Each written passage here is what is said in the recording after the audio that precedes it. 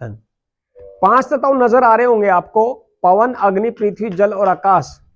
आइए आज की चर्चा इन तत्वों के ऊपर तो है, बट यही बॉडी के अंदर हमें शरीर के अंदर ढाल करके देखना है कि जो स्वाद आज अगर आपको अच्छा लगता है, जिस स्वाद के अंदर आप इतने संलिप्त हो, तो ये देखना कि किस तत्व की मात्रा आपकी बॉडी के अंदर बाहुल्य है, एक्सेस है।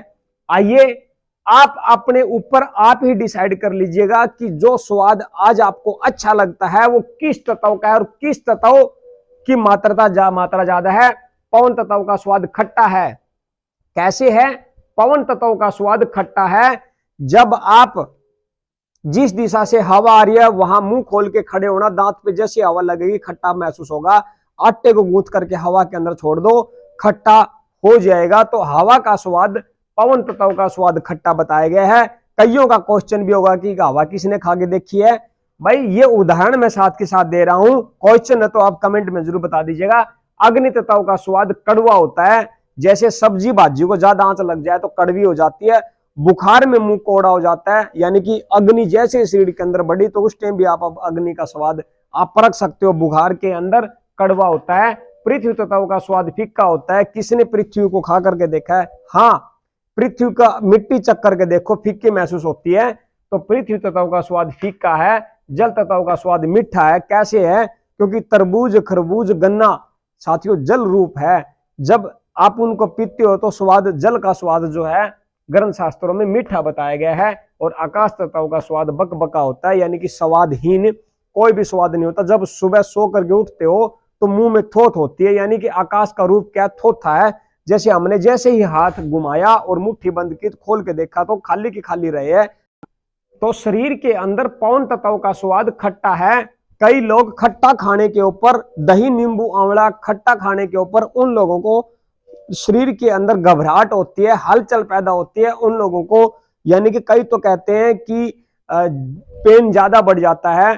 तो ये देखिए, पवन तत्व का स्वाद खट्टा है, यानी कि उनका लीवर डिसऑर्डर है।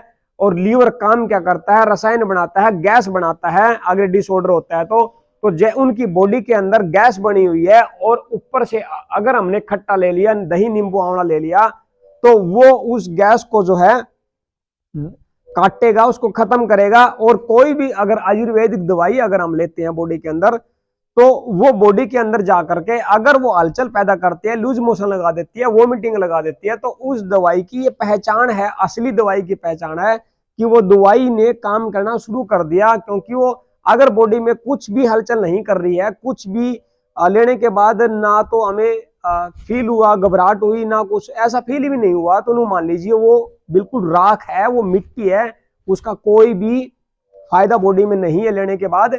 अगर वो हलचल पैदा करती है तो कई लोगों को ये कहते हैं कि नींबू अमृत है। नींबू बारहमासी अगर आपको मार्केट में भी और पेड़ पे भी लगा हुआ मिल जाएगा, अगर उसको लेंगे तो एसिडिक बॉडी एल्कलाइन में बदल जाती है। यानी कि बॉडी आपकी जितनी अम्लीय हो रखी है, आपके मस्टर्ड, रिफाइंड डालडा से, आपके ट्रांसफैट ऑयल खाने से, तेलीय खाना खाने से, चटपटा खाने से, पश्चिमी कल्चरी खाना खाने से, अगर बॉडी अगर आपकी एल्कलाइन है तो वो बॉडी आपकी एसिडिक है तो एल्कलाइन में बदल जाएगी। एल्कलाइन में बदलने के लिए सिर्फ तीन ही चीज है, दही, नींबू और आंवला।